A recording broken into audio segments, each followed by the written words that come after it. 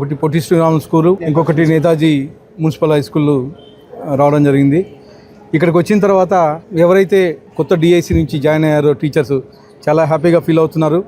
మా తెలుగుదేశం ప్రభుత్వం ఏర్పడిన తర్వాత, ఈ ఎన్డీఏ కూటమి ప్రభుత్వం ఏర్పడిన తర్వాత మా ముఖ్యమంత్రి నారా చంద్రబాబు నాయుడు గారి ఆదేశాల మేరకు, మా యువ నాయకుడు విద్యాశాఖ మంత్రి నారా లోకేష్ గారి ఆలోచనల మేరకు ఈ డిఐసి రిలీజ్ చేయడం జరిగింది. దాదాపు 16,347 పోస్టు నోటిఫికేషన్ రిలీజ్ చేసి కేవలం 5 నెలల కాలంలోనే అపాయింట్మెంట్ ఆర్డర్స్ ఇచ్చి ఈరోజు జాయిన్ చేయించడం జరిగింది. ముఖ్యంగా గతంలో చూసారు, గత 5 ఏళ్లలో ఎంత ఇబ్బంది పడ్డాము.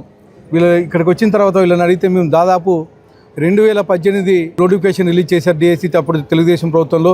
అక్కడ కొంతమంది మేము మిస్ అయ్యాము. మళ్ళీ 2018 నుంచి మేము వెయిట్ చేసాము. 2019లో డిఎస్సి నోటిఫికేషన్ రిలీజ్ చేస్తామని చెప్పేసి ఎలక్షన్ ముందు చెప్పడం జరిగింది. కానీ 5 ఏళ్ళలో కనీసం డిఎస్సి నోటిఫికేషన్ రిలీజ్ చేయలేదని చెప్పేసి వీళ్ళంతా చెప్తా ఉన్నారు. మా తెలుగుదేశం ఎన్డీఏ కూటమి ప్రభుత్వం ఏర్పడిన సంవత్సరం కాలంలోనే 16,347 టీచర్ పోస్టులు ఈరోజు భర్తీ చేయడం జరిగింది. అలాగే వచ్చే సంవత్సరం కానీ మళ్ళీ డిఎస్సి పోస్టు రిలీజ్ చేస్తామని చెప్పేసి మా యువ నాయకుడు నారా లోకేష్ గారు చెప్పడం కానీ జరిగింది. అంటే మా తెలుగుదేశం ప్రభుత్వం, మా ఎన్డీఏ కూటమి ప్రభుత్వం మాటలు చెప్పే ప్రభుత్వం కాదు, ఏదైతే చెప్తామో అది ఖచ్చితంగా చేసే ప్రభుత్వం.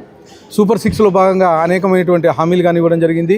దానిలో భాగంగా మొదటి 5 సంతకాల్లో డిఐసి ఒకటి. ఈరోజు అలాగే అన్న క్యాంటీన్లు ఏర్పాటు చేయడం ఒకటి, అలాగే ల్యాండ్ టైటిల్ యాక్ట్ రద్దు ఒకటి, అలాగే దాదాపు సంవత్సరం కాలంలోనే 10 లక్షల కోట్ల పెట్టుబడులు వస్తున్నాయి.